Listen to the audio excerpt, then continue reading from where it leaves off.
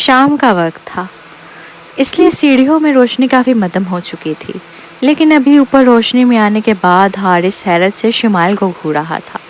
شمائل کی آنکھیں انگور کی طرح گول اور بڑی تھی اور اس کا منہ ہلکا سا کھلا ہوا تھا۔ دونوں کافی دیر تک ایک دوسرے کو دیکھتے رہے۔ شمائل نے پہلے بات کی، سیڑھیوں میں مرر کیوں ہے؟ حارث حیران تھا، اس کے ہونٹوں کے کنارے ہلکے سے کانپے۔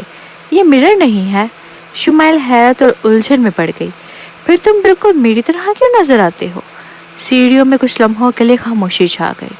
پھر حارث نے جھجکتے ہوئے کہا کہ ہم ٹوئنس ہیں۔ چھوٹی سی شمائل جو آخرکار حقیقت کو سمجھ چکی تھی، آگے بڑھ کر خوشی سے حارث سے لپٹ گئی۔ واہ، میں نے اپنا بھائی ڈھونڈ لیا۔ حارث جو ہمیشہ دوسروں کے ساتھ جسمانی رابطے سے گریز کرتا تھا، اس وقت وہ کوئی رد عمل ظاہر نہیں کر رہا تھا۔ خونی رشتے واقعی عجیب و غریب ہوتے ہیں۔ مثال کے طور پر ماں یا چھوٹی بہن جیسے لوگوں کے ساتھ جسمانی رابطہ دل کو ایک بہت گرم جوشی کا احساس دیتا ہے۔ لیکن کیا یہ ممکن ہے کہ مما نے اسے گلے لگایا اور اس کے ساتھ کھانا بھی کھایا کیونکہ وہ اسے کسی اور کے طور پر دیکھ رہی تھی، یعنی شمائل سمجھ رہی تھی؟ اس احساس نے حارث کو اداس کر دیا۔ تو اس نے تھوڑا اداسی سے پوچھا، مما نے مجھے کیوں چھوڑ دیا؟ شمائل نے فوراً اسے چھوڑ دیا اور جلدی سے وضاحت کی، مما نے تمہیں نہیں چھوڑا، یہ سب ہمارے بدتمیز نانا کی وجہ سے ہوا، جس نے تمہیں ہم سے دور بھیج دیا تھا۔ ہم امریکہ سے پاکستان اسی لیے واپس آئے ہیں تاکہ تمہیں ڈھونڈ سکیں۔ سچ میں؟ شمائل کو خوف محسوس ہوا کہ اس کا بھائی اس پر یقین نہیں کرے گا، تو وہ بار بار سر ہلاتی رہی، یہ سچ ہے، یہ سچ ہے۔ اس کے نرم ہاتھوں نے حارث کا ہاتھ پکڑا اور اسے سیڑھیوں سے نیچے گھسیٹتے ہوئے کہا، چلو مما کو ڈھونڈتے ہیں، وہ تمہیں دیکھ کر ضرور بہت خوش ہوں گی اور پھر وہ ہمیں گھر لے جائیں گی۔ حارث حیران رہ گیا، لیکن پاپا کا کیا ہوگا؟ شمائل رک گئی۔ اوہ، یہ تو ٹھیک کہا، مما کو پاپا بالکل نہیں چاہیے ہوں گے۔ کیوں؟ مما کہتی ہیں کہ پاپا ایک مصیبت ہے اور ان کے خاندانی تعلقات بہت پیچیدہ ہیں، اس لیے وہ انہیں بہت عجیب لگتے ہیں کہ پاپا مما کو پسند کرتے ہیں۔ حارث نے ایک انتہائی پیچیدہ انداز سے جواب دیا، پاپا تو شاید میری ماما سے نفرت کرتے ہیں۔ اب ہم کیا کریں؟ ایک منٹ بعد دونوں ننھے معصوم سیڑھیوں پر ساتھ بیٹھے ہوئے تھے۔ دونوں ایک جیسے لگ رہے تھے، جیسے ایک دوسرے کی کاربن کاپی ہو۔ انہوں نے اپنے چہرے، جن پر ابھی بھی بچوں کی سی گلائی موجود تھی، ہاتھوں پر ٹکا رکھے تھے اور حل سوچ رہے تھے۔ ویسے میرا نام شمائل ہے، تمہارا نام کیا ہے؟ حارث مہدی۔ حارث، میں تمہیں اور پاپا دونوں کو پیار کرتی ہوں اور میں مما کو بھی نہیں چھوڑ سکتی۔ کیا تمہارے پاس کوئی حل ہے؟ ہاں، میرے پاس ہے۔ شمائل اچانک خوشی سے اچھل پڑی۔ کیا ہے؟ حارث نے سنجیدگی سے جواب دیا، اگر ہم مما اور پاپا کو ایک دوسرے سے محبت کرنے پر مجبور کر دیں تو ایک دوسرے کو ناپسند نہیں کریں گے۔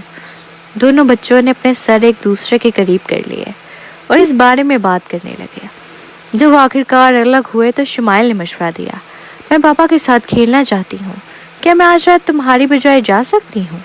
اتفاق سے حارث بھی اپنی ماں کے ساتھ کچھ وقت گزارنا چاہتا تھا، اس لیے اس نے چمکتی ہوئی آنکھوں کے ساتھ سر ہلا دیا۔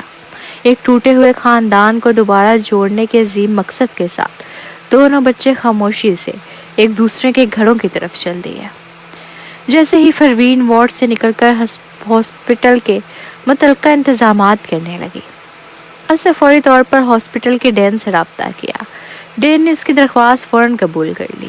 ایش دنیا کی سب سے مشہور سرجن سمجھی جاتی تھی۔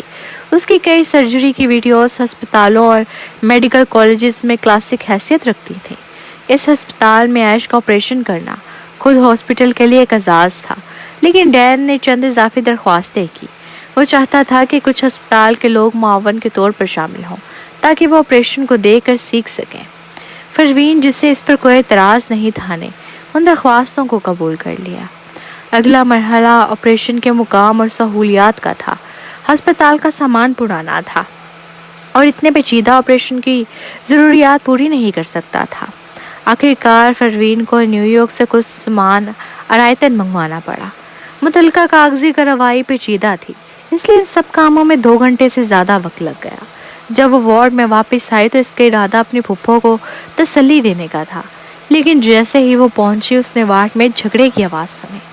مہر کاظم اپنی روایتی غرور بھری آواز میں کہہ رہا تھا، اگر تم چاہتی ہو کہ عریشہ ڈاکٹر جہانگیر سے تمہاری سرجری کروانے کی بات کرے تو پروین کو کمپنی کا کنٹرول دینا ہوگا۔ وہ فضول کمپنی زیادہ اہم ہے یا اس کی پھپھو کی زندگی؟ شائستہ کا سانس بے ترتیب ہو رہا تھا۔ عریشہ، بچپن سے میں نے تمہارے ساتھ اچھا سلوک کیا ہے، یہی سوال میں تم سے بھی کرنا چاہتی ہوں، کمپنی زیادہ اہم ہے یا میری زندگی؟ عریشہ نے اپنے ہونٹ سکورے۔ کب آپ نے میرا ساتھ اچھا سلوک کیا؟ شائستہ پھپھو، آپ ہمیشہ اس موٹی کو زیادہ چاہتی تھی۔ جب آپ سلائی کرتی تھی تو ہمارے لیے ایک جیسے کپڑے بناتی تھی، لیکن اس کے لیے زیادہ کپڑا استعمال کرتی تھی، ٹھیک ہے؟ اگر آپ واقعی میرے ساتھ اچھا کرتی تو اس کے لیے بالکل بھی نہ بناتی۔ عریشہ کی باتوں نے بستر پر لیٹی کمزور سی شائستہ کو غصے سے کانپنے پر مجبور کر دیا۔ عریشہ، تم اور عید پر آپ نے ہمیں ایک جیسے تحفے دیے تھے، لیکن میں جانتی ہوں کہ آپ اس موٹی کو الگ سے کچھ اور دیتی تھی۔ وہ آپ کو مجھ سے زیادہ عزیز ہے نا؟ آپ کی نظر میں میری کیا اہمیت ہے؟ شائستہ نے اپنی مٹھیاں سختی سے بند کر لی۔ میں یہ سب اس کی ماں کی جگہ کر رہی تھی۔ عریشہ نے دوبارہ ہونٹ سکورے۔ وہ کچھ اور کہنے والی تھی کہ اچانک سومیا نے عریشہ کا ہاتھ پکڑ لیا۔ اس کی آنکھیں رونے کی وجہ سے سوجی ہوئی تھی۔ پلیز عریشہ، ڈاکٹر جہانگیر سے ہماری سفارش کرو، میری ماں کو بچا لو۔ یہ کہہ کر وہ گھٹنوں کے بل گر گئی اور التجا کی، پلیز عریشہ۔ عریشہ نے اسے جھٹک دیا اور پیچھے ہٹ گئی۔ یہ مت سوچو کہ میں تمہاری بات مان لوں گی جو تم یہ سب کر رہی ہو، صدف نے بھی کہا۔ اوہ سومیا، تم یہ کیا کر رہی ہو؟ تمہیں پروین سے مدد مانگنی چاہیے۔ یہ سنتے ہی مہر کاظم چونک گیا۔ جیسے ہی اسے ایک اچھا آئیڈیا آیا وہ بولا، اپنی آنٹی کی بات مانو سومیا، فوراً ہوٹل فائنانس جاؤ، پروین کے سامنے گھٹنوں کے بل بیٹھ جاؤ اور اسے تمہاری ماں کو بچانے کی درخواست کرو۔ پروین کیا اس ہوٹل میں اپنا شوہر ڈھونڈنے کے لیے نہیں ٹھہری ہوئی؟ اگر وہ شرمندہ نہیں ہونا چاہتی تو وہ یقینی طور پر معاہدے پر دستخط کرے گی۔ آخر کو اسے اچھا شوہر بھی تو چاہیے۔ باہر کھڑی پروین کی آنکھوں میں سرد چمک ابھری تھی۔ بچپن میں وہ یہ سوچتی تھی کہ اس کے ڈیڈ نے اس کی بہن کو صرف ایک غلط فہمی کی وجہ سے زیادہ ترجیح دی تھی، لیکن اب اسے اچانک سمجھ آیا یہ سب جان بوجھ کر کیا گیا تھا۔ مہر کاظم نے اپنی باتوں کو جائز ٹھہرانے کے لیے جس ڈٹھائی سے ایسا کہا، اس نے پروین کے دل میں سرد مہری بھر دی۔ کاظم، شائستہ نے سخت لہجے میں کہا، تم پروین کے ساتھ ایسا کیسے کر سکتے ہو؟ پھر وہ سومیا کی طرف چہرہ موڑ کے کہنے لگی، میں تمہیں جانے کی اجازت نہیں دیتی۔ سومیا کے چہرے کا رنگ آہستہ آہستہ سفید پڑ گیا اور وہ خاموشی سے اپنے گھٹنوں پر سر رکھ کے روتی رہی۔ ان سے منتیں کرنا بند کرو سومیا، اٹھ جاؤ۔ شائستہ کے شوہر سکندر خان اچانک چیخے۔ انہوں نے مہر کاظم کی طرف اشارہ کیا اور چلائے، یہاں سے دفع ہو جاؤ، سب کے سب، تم سب بحثان فراموش ہو۔ شائستہ نے اپنی بھتیجیوں کے لیے سب کچھ دیا، لیکن تم میں سے کوئی بھی انسان کہلانے کے قابل نہیں ہے۔ انہوں نے پاس رکھے گلدستے کو مہر کاظم پر پھینکا اور تینوں کو باہر نکال دیا۔ دروازے کے قریب ان کی نظر پروین پر پڑی اور وہ رک گئے۔ پروین نے رب کھولے اور آپریشن کے بارے میں بتانے کا ارادہ کیا۔ سکندر انکل، سکندر کی آنکھیں پہلے ہی سرخ تھیں۔ وہ غصے سے بولے، تم بھی انہی کی طرح ہو، دفع ہو جاؤ۔ وارڈ کا دروازہ بند ہو چکا تھا، لیکن اندر ہونے والی گفتگو کی دھیمی آواز اب بھی سنائی دے رہی تھی۔ ڈیڈ، پروین تو، سومیا نے کہنا چاہا، اس کا نام مت لینا۔ تمہاری ماں نے اس کے ساتھ کتنی محبت سے پیش آتی تھی، اسے اپنی بیٹی کی طرح سمجھا تھا، لیکن وہ مہر کاظم سے مختلف کہاں ہے؟ وہ کمپنی پر اس قدر ضدی انداز میں قابض ہے اور بس تماشائی بنی ہوئی ہے، جبکہ تمہاری ماں موت کے قریب ہے۔ سکندر غصے میں چلائے تھے، ایسا مت کہیے پروین کے بارے میں۔ وہ کچھ اس لیے نہیں کر رہی کیونکہ اسے معلوم ہے کہ وہ کمپنی چھوڑ بھی دے تو کوئی فائدہ نہیں ہوگا۔ کسی اور پر اپنا غصہ مت نکالیے، شائستہ نے نرمی سے کہنے کی کوشش کی۔ مجھے پتا ہے، لیکن جب میں اسے اتنا بے حس دیکھتا ہوں تو دل بہت دکھتا ہے۔ سکندر اچانک جذبات میں بہہ گیا اور زاروں کی تار رونے لگا۔ پروین جو باہر کھڑی تھی شیشے کی کھڑکیوں کے پار ان کی بے بسی اور غصہ محسوس کر سکتی تھی۔ کہ تمہیں کوئی افسوس نہیں ہوتا؟ مہر کاظم اس کے پیچھے کھڑا تھا۔ ایک کمپنی کی خاطر کیا تم واقعی اپنی پھپھو کی زندگی کی پرواہ نہیں کرو گی؟ یہاں ہونے والے جھگڑے کی آواز اتنی بلند تھی کہ آس پاس لوگ جمع ہونے لگے۔ پروین نے اپنا موبائل نکالا اور سومیا کو ایک ٹیکسٹ میسج بھیجا جس میں اسے بتایا کہ چند دنوں میں کوئی آ کر اس کی پھپھو کا آپریشن کرے گا۔ پیغام بھیجنے کے بعد اس نے مہر کاظم اور دوسروں کی غصے بھری باتوں کو نظر انداز کیا اور پرسکون انداز میں واپس مڑ گئی۔ پاس ہی سالس سجاد کے ساتھ کھڑا تھا۔ اس کے کسی رشتہ دار کو آج ہاسپٹل میں داخل کیا گیا تھا، اس لیے وہ خاص طور پر عیادت کے لیے آیا تھا، لیکن اس نے یہ سب صورتحال دیکھی۔ سجاد کہنے لگا، مہر کاظم واقعی بے شرم ہے، لیکن کیا مس پروین کچھ زیادہ ہی بے حس نہیں لگ رہی؟ اس لیے وہ اتنی غیر جذباتی لگتی ہیں، سرد اور بے حس۔ سالس نے بھویں سکیڑ کر کہا، دیکھو کیا اس کی پھپھو کی بیماری کا کچھ کیا جا سکتا ہے؟ یہ جاننا کوئی مشکل بات نہیں تھی۔ جب وہ گاڑی میں ہوٹل واپس جا رہے تھے تو اس نے ساری معلومات حاصل کر لی تھی۔ اس کی حالت واقعی پیچیدہ ہے جس پر آپریشن کرنا مشکل ہے۔ پاکستان میں صرف 2 ماہرین ہیں جو یہ آپریشن کر سکتے ہیں، لیکن کامیابی کا امکان صرف 50% ہے۔ اتفاق سے دونوں ماہرین ہمارے ہاسپٹلز میں کام کر رہے ہیں۔ جب سالش خاموش رہا تو سجاد سے رہا نہ گیا اور وہ کہنے لگا، اگر مس پروین سمجھدار ہیں تو اس موقع کو استعمال کریں گے اور آپ کے قریب آنے کی کوشش کریں گے۔ جب گاڑی ہوٹل فائنسٹ پہنچی تو اتفاق سے سالس نے پروین کو ٹیکسی سے اترتے دیکھا۔ مزید یہ کہ جب اس نے ان کی گاڑی کو دیکھا تو وہ وہیں رک گئی اور ہوٹل کے اندر داخل نہیں ہوئی۔ کیا وہ ان کا انتظار کر رہی تھی؟ اس نے سوچا تھا۔ دل کی دھڑکن نے ایک بیپ بھی مس کی۔ پروین نے واقعی انہیں دیکھ لیا تھا۔ وہ خود بھی نہیں سمجھ پا رہی تھی کہ کیا ہو رہا ہے۔ اس کا اس 4 یا 5 سالہ بچے سے کوئی تعلق نہیں تھا، لیکن پھر بھی جب وہ سوچتی کہ اس کے اساتذہ اسے بدسلوکی کا نشانہ بنا رہے ہیں تو اسے عجیب بے چینی محسوس ہوتی۔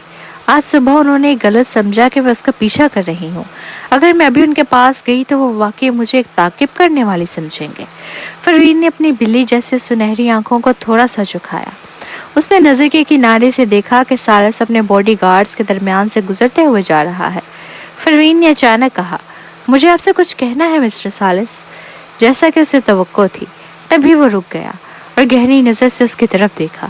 وہ بے حد وجی مرد تھا، وہ یہ جانتی تھی اور مانتی بھی تھی، اور اس کی آنکھ کے کنارے پر موجود تل اس کی وجاہت کو مزید اجاگر کر رہا تھا۔ میں آپ کے لیے کیا کر سکتا ہوں مس پروین؟ اس نے اسے موقع دے دیا تھا تو شاید اب وہ عاجزی سے منت کرنے لگے گی، ہے نا؟ پروین نے ذرا بھاری لہجے میں پوچھا، کیا آپ کے بیٹے کے اساتذہ پیشہ ور ہیں مسٹر سالس؟ اس نے لفٹ میں صرف اساتذہ کی باتیں سنی تھی اور خود اپنی آنکھوں سے کچھ نہیں دیکھا تھا، اس لیے وہ فیصلہ نہیں کر سکتی تھی کہ ان کی باتوں میں سچائی ہے یا نہیں۔ اس نے محض ایک ہلکا سا اشارہ دیا، لیکن سالس کے ماتھے پہ شکنوں کا جال بچھ گیا۔ کیا وہ ڈاکٹروں کے بارے میں بات کرنے کی بجائے ٹیوٹرز کا ذکر اس لیے کر رہی تھی کہ وہ اسے پوچھنے میں شرم محسوس کر رہی تھی؟ تو کیا اس نے پہلے کسی اور بات سے آغاز کرنے کا فیصلہ کیا؟ سالس سیدھا بات کرنے والا شخص تھا، اس لیے وہ فوراً مدعے پہ آ گیا۔ اس نے پوچھا، کیا آپ چاہتی ہیں کہ میں آپ کا تعارف دوں؟ ڈاکٹروں سے کرواؤں؟ مس پروین، کیا آپ ڈاکٹر شہریار یا ڈاکٹر شازم سے بات کرنا چاہیں گی؟ پروین حیران ہو گئی۔ اگرچہ ڈاکٹر شہیر اور ڈاکٹر شازم پاکستان کے سب سے مشہور نیورو سرجن تھے، لیکن اگر وہ اس کی پھپھو کا آپریشن کرتے تو کامیابی کی شرح صرف 50% تھی۔ وہ ان کے پاس کیوں جاتی؟ اس کے علاوہ وہ تو ٹیوٹرز کے بارے میں بات کر رہی تھی۔ وہ ڈاکٹروں کا ذکر کیوں کر رہا تھا؟ نہیں، مجھے ضرورت نہیں ہے۔ اگر آپ کے پاس وقت ہے تو براہ کرم اپنے بیٹے کی طرف زیادہ توجہ دیں۔ اگر واقعی ٹیوٹرز اسے بدسلوکی کا نشانہ بنا رہے تھے تو ذمہ داری صرف سالس پر ہی آتی تھی۔ یقیناً وہ بچے کی دیکھ بھال میں لاپرواہی برت رہا تھا۔ اسے ایسا محسوس ہو رہا تھا کہ جیسے وہ بچہ اس کا اپنا ہی ہو۔ اسے بے حد دکھ ہو رہا تھا۔ یہ کہنے کے بعد وہ فوراً وہاں سے چلی گئی۔ سالس نے اسے پیچھے سے تھوڑی حیران نظروں سے دیکھا، لیکن وہ جلد ہی اپنی ہوش میں آ گیا۔ اس کے اندر غصہ ابھرنے لگا اور اس کا چہرہ مزید سرد ہو گیا۔ سجاد کہے بغیر نہ رہ سکا، میں سمجھ رہا تھا کہ مس پروین اپنی پھپھو کے لیے اتنی بے حس اس لیے ہے کہ وہ بے بس ہو چکی ہیں۔ مجھے اندازہ نہیں تھا کہ وہ واقعی اسے مرنے کے لیے چھوڑ رہی ہیں۔ وہ بہت ظالم ہے۔ بغیر آپریشن کے اس کی پھپھو کی موت یقینی تھی، لیکن اگر وہ آپریشن کروا لیتی تو کم از کم اس کی 50% زندہ رہنے کی امید تو ہوتی۔ فیصلہ واضح تھا، لیکن وہ عورت واقعی اتنی پاگل اور بے حس تھی کہ اس نے اس کی مدد ٹھکرا دی۔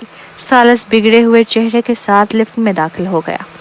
ٹاپ فلور کے صدارتی سویٹ میں شمائل دبے قدموں سے کمرے میں واپس آئی۔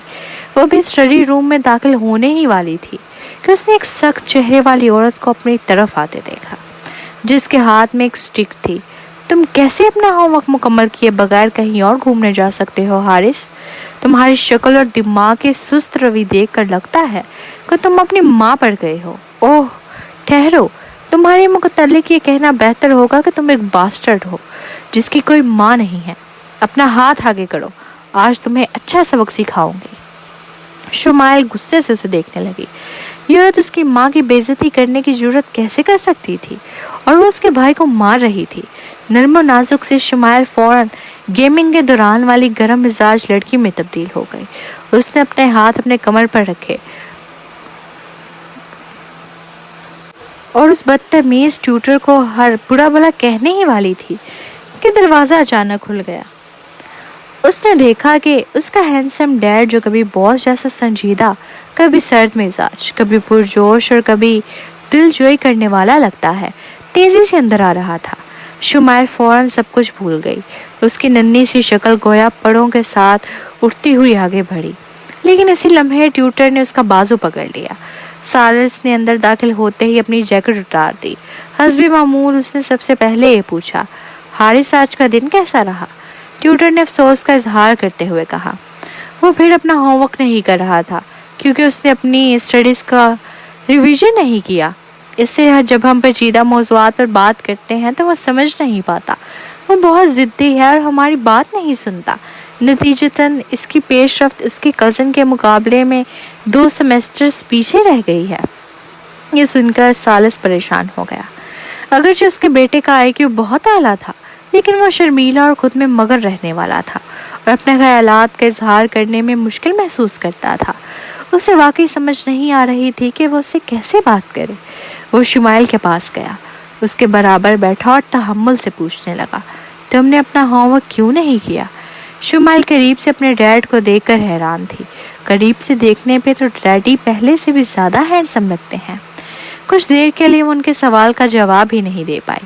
شمائل کی خاموشی دیکھ کر ٹیوٹر نے دل ہی دل میں تمسخر اڑایا۔ واقعی ایک بے وقوف ہے جو نہ روتا ہے، نہ ہنگامہ کرتا ہے، نہ کسی کی شکایت کرتا ہے۔ تسلی پاتے ہوئے وہ مزید جھوٹ گھڑنے لگی، مسٹر سالس، ہم واقعی بے بس ہو چکے ہیں۔ ہم اسے نہ ڈانٹ سکتے ہیں، نہ ہی ڈسپلن دے سکتے ہیں۔ اس لیے آپ کے پاس اب صرف خاص قسم کی تعلیمی طریقے استعمال کرنے کا آپشن بچتا ہے۔ شمائل، جو اس وقت اپنے والد کی خوبصورتی میں مہو تھی، دل ہی دل میں سوچنے لگی، کیا وہ مجھے ڈسپلن یا ڈانٹ نہیں سکتے؟ شمائل کچھ بولنے ہی والی تھی کہ سالس نے ماتھے پر شکن ڈال کر پوچھا، کس قسم کے خاص طریقے؟ ٹیوٹر نے گہرا سانس لیا اور جواب دیا، حارث پیدائشی طور پر آٹزم کا شکار ہے۔ وہ نہ بات کرنا پسند کرتا ہے اور نہ ہی دوسروں کے ساتھ بات چیت کرنا جانتا ہے۔ اگر ایسا ہی چلتا رہا تو اس کی نشوونما میں رکاوٹ آئے گی۔ میرا خیال ہے کہ آپ اسے یا تو طبی ماہرین کے پاس علاج کے لیے بھیجیں یا ایسے بچوں کے لیے مخصوص اسکول میں داخل کرائیں۔ یہ کہتے ہوئے اس کی آنکھوں میں چمک آ گئی۔ اگر حارث کو خصوصی ضروریات والے بچوں کے اسکول بھیج دیا جاتا تو اسے ذہنی طور پر معذور قرار دے دیا جاتا، یوں اس کا مستقبل تباہ کر سکتے تھے۔ شمائل الجھن میں پڑ گئی، یہ ٹیوٹر تو بہت خراب ہے، وہ دل ہی دل میں بڑبڑائی۔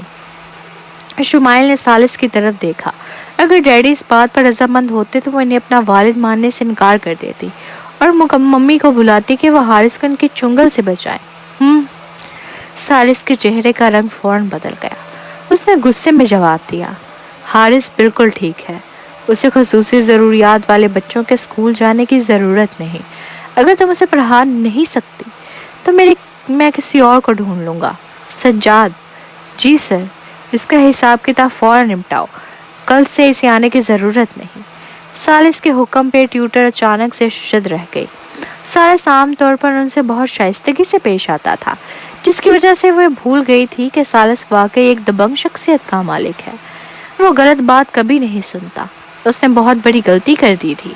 उसे ऐसा कुछ नहीं कहना चाहिए था। उसे थोड़ा धीरे धीरे चलना चाहिए था। जब ट्यूटर ने देखा कि वो नौकरी से निकाल दी गई है, तो अपने मकसद को पूरा करने के लिए उसने एक संजीदा और मुखलिसाना चेहरा बनाकर कहा, मैं इस्लामाबाद की बेहतरीन होम ट्यूटर हूँ मिस्टर सालिस। मेरी राय यकीनन आपके बेटे के बेहतरीन मुफाद में है। चूंकि आप सच्चाई सुनने से इनकार कर रहे हैं, तो उसे इस तरह समझें कि मैंने कुछ नहीं कहा। हारिस के साथ वक्त गुजार कर मुझे बहुत खुशी हुई। खुदा हाफिज। उसकी बातें बिल्कुल वैसी थी जैसे एक मिसाली उस्ताद की होनी चाहिए। सालिस का गुस्सा थोड़ा कम हुआ और उसने कहा, इसे आधे साल की इजाफी तनख्वाह दे दो। ट्यूटर्स खुशी से झूम उठी। आधी साल की तनख्वाह बहुत ज्यादा पैसे थी जो ये शख्स उसे दे रहा था। शुमाइल जो उन्हें ध्यान से सुन रही थी बहुत खुश हो गई। डैडी ने हारिस को छोड़ा नहीं था। वो वाकई उसका बहुत ख्याल रखते थे। ताहम वो उस उस्ताद को झांसे में आ गए थे। शुमाइल ने जब उस बैड ट्यूटर को खुशी खुशी दरवाजे की तरफ जाते देखा, तो उसने बड़ी बड़ी अंगूर जैसी आंखें जरा से घूमी और उसने पूछा, डैडी, क्या मैं वो बास्टर्ड हूँ जिसकी माँ नहीं है? सालिस दंग रह गया। उसकी नजरें अपने बेटे पे गईं, जो मासूम आंखों से उसे देख रहा था। अपनी नरम बच्चगाना और मासूम आवाज में जो कुछ उसने कहा वो सीधा सालिस के दिल पर असर कर गई थी। क्या मैं वाकई बहुत बेवकूफ और कमज़हन हूँ? क्या मम्मी ने डैडी को नीचा दिखाया? क्या मम्मी ने डैडी को हिरा किया? सालिस शुशद रह गया। उसके बेटे ने कम ही इतना कुछ कहा था, लेकिन अभी वो हैरान हो रहा था। उसने अपने गुस्से को रोकते हुए नरमी से पूछा, ये सब तुमसे किसने कहा हारिस? शुमाइल ने अपना बाजू बढ़ाया और मासूमियत से अपनी छोटी सी उंगली से दरवाजे की तरफ इशारा किया। उसने दरवाजे पर खड़ी ट्यूटर के पांव उस वक्त काम गए जब उसने सालिस को अपनी तरफ जबरे भेंचे देखते हुए पाया। उसकी सर्द आंखें इस वक्त गोया अलाव दहक रही थी। वो खौफ के आलम में बोली, बेवकूफ़ी की बातें मत करो हारिस। शुमाइल सालिस के पीछे छुप गई और उसकी टांग को गले लगा लिया और फिर ट्यूटर की तरफ अपनी मासूम आंखों से देखती जुबान निकाल के कहने लगी, प्लीज मुझे दोबारा मत मारना। ट्यूटर हैरान रह गई। क्या ये वही छोटा बेवकूफ था जो बात नहीं करता था? जब उसने अपने बेटे की ये खौफजदा हालत देखी तो ट्यूटर को वजाहत का मौका भी नहीं दिया और हुक्म दिया, इसे बाहर ले जाओ सज्जाद। जी सर। सज्जाद ने उस्ताद को पकड़कर बाहर धकेल दिया। सालिस ने शुमाइल के सर पर तसल्ली से हाथ फेरा और कहा, क्या तुम थोड़ी देर के लिए अपने रूम में खेल सकते हो हारिस? वो जानता था कि वो क्या करने वाला है अब, इसलिए हारिस के लिए वो मंजर देखना गैर मुनासिब था। अगरचे शुमाइल अपने वालिद के साथ रहना चाहती थी, लेकिन उसे ये समझ थी कि अब उसके डैड को उस बैड ट्यूटर से निपटना है। ये बिल्कुल वैसा ही था जैसे वो और मामा बाहर जाते थे और मामा उसे आंखों पर पट्टी बांधकर भेड़ों को गिनने को कहती थी जब उसकी मामा को किसी से लड़ाई करनी होती। शुमाइल ने सरस बात में हिलाया। ठीक है डैडी। सालिस ने शुमाइल को बगैर किसी मुश्किल के खिलौना उठाते हुए देखा। तब जाकर वो कमरे से बाहर निकला कि उसे तसल्ली हो गई थी कि उसका बेटा आराम से यहाँ बैठ के अपने खिलौनों से खेल रहा है। सज्जाद बहुत होशियार शख्स था। इस वक्त तक वो ट्यूटर से सर उगलवा चुका था। सर झुकाए हुए उसने कहा, इसको आपके चचा और उनके खानदान ने रिश्वत दी थी। वो हारिस को जिद्दी और साइको बनाना चाहते थे ताकि उनके अपने बच्चे कंपनी पर काबिज हो सके। ये दोनों उस्ताद बड़ी वालदा की तरफ से भेजे गए थे और उन्हें इस बात की खबर नहीं थी। बड़ी वालदा हारिस को सबसे ज्यादा अजीज रखती थी। कौन सोच सकता था कि उस्ताद जिन्हें उन्होंने भेजा था उनके नापाक इरादे थे। सालिस ने अपनी मुठ्ठियां भींची और पूछा, उन्होंने हारिस के साथ क्या किया? उसका जिक्र होते ही सज्जाद का सर मजीद झुक गया। उसने आहिस्ता आवाज में जवाब दिया, उन्होंने हारिस को खड़ा करके सजा दी थी, उसके हाथों पे मारा और डांटा। उसके अलावा ये दोनों हारिस की तालीम के सिलसिले में हमेशा गैर संजीदा ही रहे। वो उससे ज्यादा किसी किस्म की जिस्मानी तशद्दुद की जुर्रत नहीं कर सकते थे, क्योंकि वो भी डरते थे कि कहीं किसी को उनके किए का पता न चल जाए।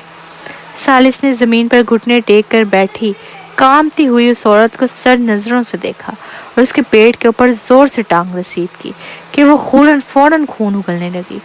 اس کا سیاہ خوف زدہ چہرہ اسے کسی شیطان کی طرح نظر آ رہا تھا۔ اسے باہر پھینک دو، وہ تقریباً دھاڑا تھا۔ سجاد کا دل سالس کے غصے کو محسوس کرتے ہوئے دہل گیا۔ تاہم وہ خود بھی غصے میں تھا، تو پھر سالس کا کیا حال ہوگا جو ہمیشہ حارث سے محبت اور پیار کرتا رہا تھا۔ بس اس کا غصہ ظاہر کرنے کا طریقہ کچھ درست نہیں تھا۔ سالس کمرے میں واپس آیا۔ جب اس نے چھوٹی سی شمائل کو صوفے پر بیٹھ کر کھلونا گاڑی سے کھیلتے ہوئے دیکھا تو اس کا دل گناہ کے احساس سے بھر گیا۔ حارث اس کے ساتھ بچپن سے تھا۔ اس نے خود اسے دودھ پلایا تھا اور اس کے کپڑے بدلے تھے، مگر جب تک وہ 1.5 سال کا نہیں ہو گیا تھا اس نے ایک لفظ بھی نہیں بولا تھا۔ جب انہوں نے ڈاکٹر سے مشورہ کیا تو بتایا گیا کہ حارث کو ہلکا سا پیدائشی آٹزم ہے۔ دادی نے کہا تھا کہ یہ اس لیے تھا کیونکہ بچے کے پاس ماں نہیں تھی اور اس وجہ سے اسے تحفظ کا احساس نہیں تھا۔ وہ نہیں چاہتی تھی کہ سالس جیسا بڑا آدمی جو ہمیشہ پالیٹکس میں مصروف رہتا ہے اس کی دیکھ بھال کرے، اس لیے انہوں نے اس کے لیے نرسیں، فیملی ڈاکٹرز اور ٹیچرز کا انتظام کیا تھا۔ جیسے جیسے بڑا ہوتا گیا اور لوگوں سے چھوٹی بات چیت کرنے کے قابل ہوا، یہ اسے اس بات پر قائل کر گیا کہ دادی ٹھیک کہہ رہی تھی۔ حارث ایک ضدی لڑکا تھا اور ہمیشہ اس کے خلاف جاتا تھا۔ وہ اکثر اتنا غصے میں آ جاتا کہ اسے تقریباً پیٹنے کا دل کرتا۔ اس کے باوجود وہ ہمیشہ یہی سوچتا رہا کہ یہ ایک ایسا مرحلہ ہے جو تمام نارمل بچوں سے گزرتا ہے۔ یہ سب پچھلے ہفتے کے واقعے تک تھا۔ سالس آہستہ آہستہ چلتے ہوئے شمائل کے پاس بیٹھا، اپنی آواز نرم کی اور کہا، ڈیڈی کو معاف کر دو حارث۔ شمائل نے اپنے ننھے بازو پھیلائے اور اپنے ہینڈسم ڈیڈ کو گلے لگا لیا۔ سب کچھ ٹھیک ہو جائے گا جب تک آپ اپنی غلطیوں کو تسلیم کریں اور نیا اسٹارٹ لیا کریں ڈیڈی۔ سالس نے کہا بھری پھر سنجیدہ انداز میں کہا، ہم اب مزید ٹیچرز نہیں رکھیں گے، میں خود تمہیں آگے پڑھاؤں گا۔ خوشی سے بھرپور شمائل فوراً پتھر کی طرح جامد ہو گئی۔ کیا؟ اسے سب سے زیادہ ہوم ورک کرنے سے نفرت تھی۔ او شٹ، ہیلپ می حارث۔ جب پروین کمرے میں واپس آئی تو اس نے اپنی بیٹی کو صوفے پر بیٹھا پایا، جو کہ معمول کے مطابق گیم کھیلنے کے بجائے تاج سے اس کی طرف دیکھ رہی تھی۔ وہ اس کے قریب گئی اور حارث کے ماتھے پر بوسہ دیا۔ آج تم بہت خاموش ہو بیٹا۔ حارث کے ماتھے پر نرم ہونٹوں کے لگنے سے وہ بالکل ساکت ہو گیا، مگر ساتھ ہی اس سے ایک توقع کا بھی احساس جاگ اٹھا۔ ماما کتنی نرم اور مہربان ہے۔ اس نے ماما کو گہری نظروں سے دیکھا اور لاشعوری طور پر اٹھ کر ان کے پیچھے چل پڑا۔ جیسے ہی وہ چل رہا تھا اچانک اس کی ماما رکی اور مسکرا کر اسے دیکھنے لگی۔ کیا تم ماما کے ساتھ شاور لینے کا ارادہ رکھتی ہو شمائل؟ تب حارث کو احساس ہوا کہ وہ ماسٹر بیڈ روم کے باتھ روم میں ماما کے پیچھے پیچھے آ گیا تھا۔ وہ پیچھے ہٹنے والا تھا لیکن پروین نے جھک کر اسے اٹھا لیا اور کہا، چھوڑو، پہلے تمہیں شاور دیتی ہوں۔ حارث کے دماغ میں خطرے کی گھنٹیاں بج اٹھی۔ کیا؟ اگر ماما اسے شاور دیں گی تو اس کے لڑکے والی شناخت ظاہر نہیں ہو جاتی؟ وہ فوراً لب بھیج گیا۔